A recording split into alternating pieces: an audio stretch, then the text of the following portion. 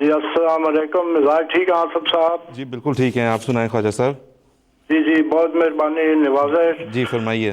یہ ہمیشہ انتظار رہتی ہے سیٹرڈے کی کہ آپ پینل میں آئیں گے اور مجھے بھی اجازت دیں گے آنے کی۔ میری پریشانی سر یہ ہے جناب کہ یہ میں سارا آپ کو وہ سن رہا تھا کہ گورنمنٹ آف پاکستان آپ لوگوں کے سخت خلاف ہے، اور 72 میں یا انہوں نے جو بھی قوانین نافذ کیے ہیں وہ آپ لوگوں کے بالکل مائنس جاتے ہیں۔ جی ٹھیک ہے، جی جی خواجہ صاحب جی۔ اس چیز کی مجھے یہ پریشانی ہے، مجھے سمجھ نہیں آتی ہے کہ اگر گورنمنٹ آف پاکستان آپ کو پاکستان نہیں آنے دیتی یا آپ کو یہ سرگرمیاں نہیں کرنے دیتی، تو آخر یہ سعودی عرب اور مڈل ایسٹ میں بہت سی اور کیا ہیں، آخر آپ لوگوں کو خدا کے گھر جانے کا سعودی عرب لوگوں نے کیوں پابندی لگا رکھی ہے، اور روضہ رسول پر بھی نہیں ڈال سکتے، جبکہ آپ اتنی اچھی باتیں بھی کرتے ہیں اور کتابیں بھی پڑھتے ہیں اور حوالے بھی دیتے ہیں۔ آخر کیا یہ قصور ہے آپ لوگوں کا کہ سعودی عرب کو بھی پاکستان نے خرید لیا ہے؟ جی یہ آپ مجھے ذرا بتائیں۔ جی بالکل خواجہ صاحب، یہ تو وہی بتا سکتے ہیں جنہوں نے ایسا کر رکھا ہے۔ ہم آپ کا جو آپ نے جو دکھ اور درد محسوس کیا ہمارا، اس پہ ہم آپ کا شکریہ ادا کرتے ہیں کہ اور یہ بھی ہمارا یقین ہے کہ اکثریت لوگوں کی پاکستان میں بھی اور مسلمانوں میں بھی سعید فطرت اور شریف النفس لوگوں کی ہے، اور وہ اس بات کو اسی طرح سے دیکھتے ہیں جس طرح سے کہ آپ فرما رہے ہیں۔ یہ یقیناً ایک بہت دکھ کی بات ہے، افسوس کی بات ہے۔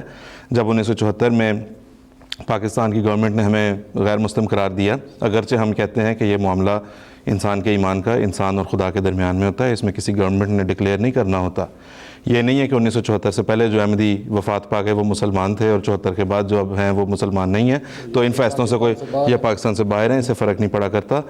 لیکن جب انہوں نے یہ فتویٰ لیا تو اس وقت ایک باقاعدہ کیمپین کی گئی، مکہ مکرمہ بھی کانفرنس کی گئی، وہاں سے جو فتویٰ لیا گیا جماعت احمدیہ کے خلاف، اسی پہ بیس کر کے دراصل جو ہے وہ پھر آگے تمام یہ تکفیر کے فتوے جو ہیں انہوں نے زور پکڑا تھا۔ لیکن یہ کہ جیسا کہ ہم نے بتایا، ہم اللہ کے فضل سے، میں یہی عرض کر سکتا ہوں کہ ان تمام پابندیوں اور مخالفتوں کے باوجود اللہ کے فضل سے جماعت احمدیہ ہمہ وقت خدمت اسلام میں مصروف ہے۔ آپ دیکھ رہے ہیں ٹی وی پہ، باقی تمام دنیا بھی دیکھ رہی ہے، باقی ہم اللہ تعالیٰ کے حضور دعا گو ہیں کہ اللہ تعالیٰ جماعت احمدیہ کے اوپر جو ہے اس وقت یہ ایسی مشکلات ہیں ان کو دور کرے۔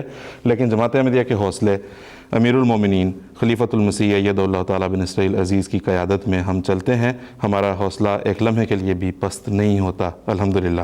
جی طاہر ندیم صاحب کچھ فرمائیں۔ مسیح موعود علیہ السلام نے فرمایا ہے کہ یہ مخالفت جو ہے یہ ہماری مزرعہ کامیابی کے جماعت کی کھیتی کے لیے ایک بطور کھاد ہے۔ جی یعنی ہے تو گندی، لیکن جب آپ دیکھیں کھیتی پر گندی روڑی بھی جب ڈالی جاتی ہے تو وہ اس کو اور تقویت دیتی ہے، تو یہ اصل میں ہمارے لیے کھاد کا کام دے رہی۔ وجہ یہ ہے کہ جب یہ غلط عقائد پھیلاتے ہیں اور وہ لوگ جو سعید فطرت ہیں، جب وہ ہماری کتابیں پڑھتے ہیں تو دیکھتے ہیں کہ بالکل یہ تو برعکس ہے، تو اللہ تعالیٰ ان کو ہدایت نصیب کرتے ہیں، اور اس طرح چن چن کے جو سعید فطرت ہیں وہ جماعت میں آتے چلے جاتے ہیں۔ تو اللہ تعالیٰ مسلم صاحب کے یہ تو باتیں پوری کر رہا ہے۔ جی بالکل، بہت بہت شکریہ۔